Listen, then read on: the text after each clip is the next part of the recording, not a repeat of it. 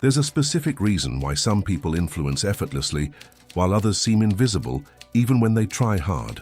By the end of this video, you'll understand exactly what's stopping you from being irresistible. More importantly, you'll know how to change it. It's not about being more charismatic or learning communication techniques. It's about removing something you carry without realizing. Something that's sending a silent message, making people resist you before you even speak. Because the problem isn't what you need to add, it's what you need to stop doing. There's a behavior pattern most people repeat automatically, unconsciously, sabotaging every social interaction you have. And while this pattern is active, you'll keep experiencing the same thing. You'll keep feeling people don't take you as seriously as they take others, that your presence changes nothing, that you could be there or not, and the difference would be imperceptible. And the most frustrating part is you don't understand why. You've already tried being more interesting. You've worked on your appearance. You've read about communication. But none of this touched the real point. Because the real point isn't about what you're doing. It's about what you're transmitting without knowing. Human beings constantly evaluate who strengthens their social position and who weakens it. They don't do this consciously. It's instinct. And there's something in how you present yourself that's communicating the wrong thing. Something so subtle you've never identified it, but so obvious everyone around you feels it. When someone desperately needs to be noticed, that becomes the most notable thing about them. Not in a positive way, in a way that activates a primitive alarm in others, an alarm that says this person has no resources of their own. They're looking for completeness outside themselves, and nobody wants to associate with someone looking outside for what they should have inside, because that suggests dependence, suggests you'll drain energy instead of adding it, suggests you need more than you offer. You didn't choose to carry this. It was installed in you by experiences that shaped how you relate to attention and recognition. But while it's active, commanding your behavior behind the scenes, you'll keep being resistible instead of irresistible. The good news is there's a way back. And this path doesn't involve becoming someone else. It involves stopping being less than you really are. But before we get there, you need to see with total clarity what's happening now. So the first question isn't how to become irresistible. The first question is, what's making you need it so badly? Observe the pattern that repeats in almost all your interactions.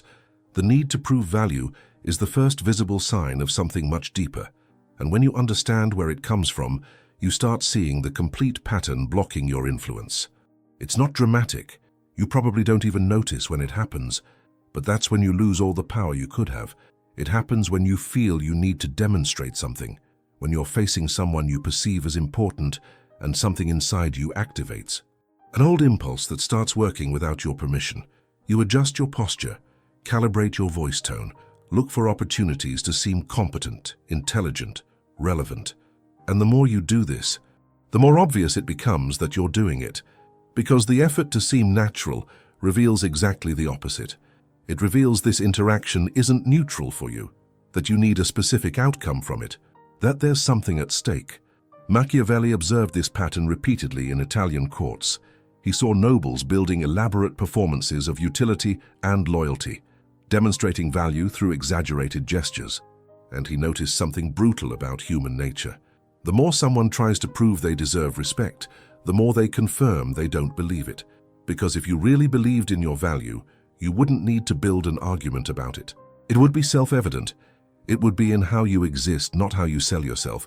People who naturally influence don't do this. They're not constantly building a case for why they deserve attention. When they speak, it's not to be noticed. It's because they have something to say. The difference is almost imperceptible, but it's absolute. Because these people don't depend on external validation to know who they are. What they are doesn't change based on who's watching. There's a stability in them that reveals itself before any words are exchanged. This stability creates something no technique can imitate. Authority that doesn't need to be claimed, simply recognized by those who perceive absence of need. When you meet someone and immediately start building your value presentation, you've already revealed you need more than the other person. And whoever needs less always has more power. It's always been this way, it always will be. But this need wasn't born with you. It was built. At some point you learned your simple presence wasn't enough. That you needed to add something to be accepted. And since then you've been operating from this belief, as if it were truth. But it was never truth. It was just the conclusion you drew from experiences you didn't fully understand. And now this conclusion is commanding every social interaction you have. It's determining who you can influence and who will resist you. The question isn't how to improve your performance. The question is, where did the belief that you need to perform come from? And when was this belief installed? The belief that you need to prove something didn't appear from nowhere. It has an origin. And when you find this origin, a lot starts making sense.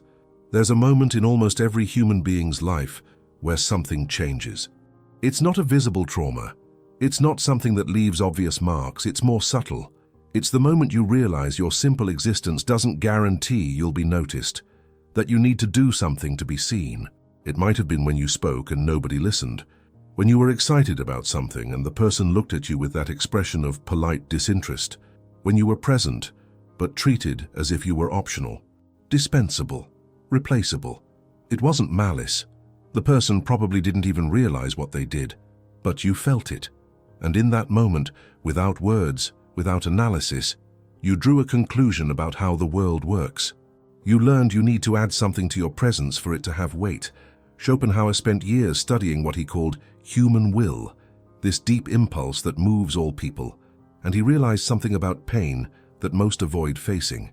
The pain of not being recognized is one of the most primitive that exists, because for the human brain, not being seen is interpreted as not existing, and when you're a child, not existing to others is literally a death threat. You depend on attention to survive, so your nervous system develops alarms to ensure you're noticed, that you matter, that you're not forgotten. These alarms were never turned off. They keep working now. Every time you feel that urgency to prove something, it's this old system being activated. It's trying to protect you from a threat that no longer exists in the same way, but it doesn't know that. So you developed strategies, ways to guarantee you wouldn't be ignored. You learned to be useful, to agree, to make others feel good, to always be available, to never disappoint. Anything that kept you in others' field of vision. And for years these strategies worked. You got attention, you got approval, you got a place, but there was a cost you didn't calculate. You became the version of yourself that guarantees attention, not the version you really are. And now you're stuck. Because if you stop doing these things, if you stop proving, if you stop compensating, you're afraid of going back to that place, of being ignored again, of discovering that without all this, you really aren't enough. But that's the trap. Because while you're operating from this fear, you'll never know who you are when you're not trying to be accepted. Here's the paradox nobody explained to you. The armor you built to be accepted is exactly what's preventing you from being truly accepted. You developed a version of yourself that's safe, that doesn't scare anyone, that doesn't bother, that always says the right thing, reacts the expected way, adapts to what the environment needs. And you thought this flexibility was strength, that this ability to mold yourself was an advantage. But there's a fundamental problem with this strategy. When you're constantly adjusting to what others want, you stop transmitting anything solid. You become a reflective surface, a mirror that returns what it receives. And nobody forms real connection with mirrors. People don't connect with those who agree with them. They connect with those who exist independently of them, with those who have their own form, with those who won't change just because they entered the room. Nietzsche observed this when studying what he called ressentiment. He realized there's a type of kindness that doesn't come from strength, it comes from fear. It's the kindness of someone who doesn't dare disagree, of someone who doesn't dare have an unpopular opinion, of someone who doesn't dare exist completely, knowing this could generate rejection. People feel this. They can't explain it. They don't consciously think this person is being kind because they're afraid. But they feel something's wrong. They feel there's a layer of performance, that you're not being real, that you're calculating every move. This creates exactly the opposite of what you want. Instead of attracting, you repel. Authenticity is magnetic. Performance is exhausting. People pull away not because you're unpleasant, but because interacting with you requires work, requires deciphering what you really think beneath what you're saying. The mask you wear isn't bad. It was necessary at some point. It was how you survived. But now it's become a prison, because you no longer know who you are without it. You've spent so much time performing approval that you've lost touch with what you really feel, think, want, and when someone tries to get close to you, they find this polished surface, this edited version, and they never manage to touch something real. So connection doesn't happen, not because you're uninteresting, but because you're not available to be known. The brutal irony is you built this mask to avoid rejection, and now it guarantees you'll never be truly accepted. Because what people are accepting isn't you. It's the performance you created. And while you keep this performance active, you'll keep wondering why nobody seems to really see you. You're violating an invisible law that governs all human relations. And doing it without realizing. Every time you try to compensate for your insecurity by being more present, more available, more useful, you're teaching others not to value you. The law is ancient. What's always available loses meaning, not through people's cruelty, but through how value perception works. Scarcity and value have always been connected in the human mind. It's a mechanism as old as survival itself. You feel this with other things. The song you listen to non-stop eventually loses impact. The place you go every day stops being special. Even people you love can start seeming invisible when their presence becomes too guaranteed. It's not ingratitude, it's adaptation. The brain stops paying attention to what's constant. Machiavelli observed this studying how leaders maintained or lost influence. He noticed princes who were always accessible, always responding, always available for any demand, were progressively disrespected, no matter how much they did. The availability itself killed authority, and he saw the opposite too. Leaders who created strategic distance, who didn't respond to everything immediately, who had clear boundaries about when and how they could be accessed, were treated more seriously. Their attention had weight because it wasn't guaranteed. You might think this is playing games, that it's manipulation, but it's not about faking busyness, it's about having a life of your own, about existing beyond others' approval, about not abandoning everything you're doing the moment someone requests your presence. Being always available communicates something without words. It communicates you have nothing more important happening, that your life revolves around being needed by others, that you're waiting to be called. This doesn't create respect. It creates the feeling you need them more than they need you. The power dynamic in any relationship is determined by who needs less. It's always been this way. It always will be, not through world cruelty, but through human instinct. Emotional dependence is felt as weight. People naturally move away from what weighs. So every message you answer in seconds, every invitation you accept canceling other plans, every time you're free exactly when someone needs you, you're reinforcing a perception. The perception you have nothing better to do, that your life is on pause until someone activates you. And when people feel this, they don't treat you as priority, because you've already shown they're yours, and nobody prioritizes those who've already prioritized them completely. But this isn't about creating artificial distance. It's about understanding something much deeper about who has natural authority. There's a fundamental difference between you and people who naturally influence. And this difference is simpler and harder to achieve than you imagine. It's absence of need. The people you naturally respect, those who command attention without asking, all share one characteristic. They don't depend on your approval to know who they are. What they are isn't being negotiated in real time based on how you react to them. When they enter an environment, they're not scanning the space to see who's important. They're not adjusting their behavior based on who's watching. They're not calculating what to say to make the right impression. They simply exist. And this non-negotiable existence creates something immediate. Authority, not imposed authority, recognized authority. You feel you can't move this person from their center, that they won't bend to please you, that they're comfortable being exactly what they are, even if that means you won't like it. Schopenhauer called this tamed will, not eliminated. Tamed. The difference is critical. People without will are apathetic. People with tamed will have strength but aren't slaves to need. They want things, but they don't depend on these things to remain whole. This difference reveals itself before any words are exchanged. It's in how they move, how they pause, how they don't fill silences out of discomfort, how they let you have your reactions without trying to manage them. Compare this to what you do. You fill silences. Over-explain. Try to ensure the person understood exactly what you meant. Monitor their reaction constantly and adjust based on what you see. You're in permanent negotiation with others' perception. This is exhausting. For you and for whoever's interacting with you, people feel you need something from them, that there's an implicit transaction happening, that if they don't react the right way, you'll become destabilized. Nobody wants that responsibility. Nobody wants to be responsible for your emotional balance, so people pull away, not because you're bad, but because interacting with you requires them to carry part of your weight. And everyone already has enough weight. Irresistible people don't put this weight on others, they carry themselves. This emotional self-sufficiency is what creates space for real connection. When you stop depending on validation, you can finally offer genuine presence.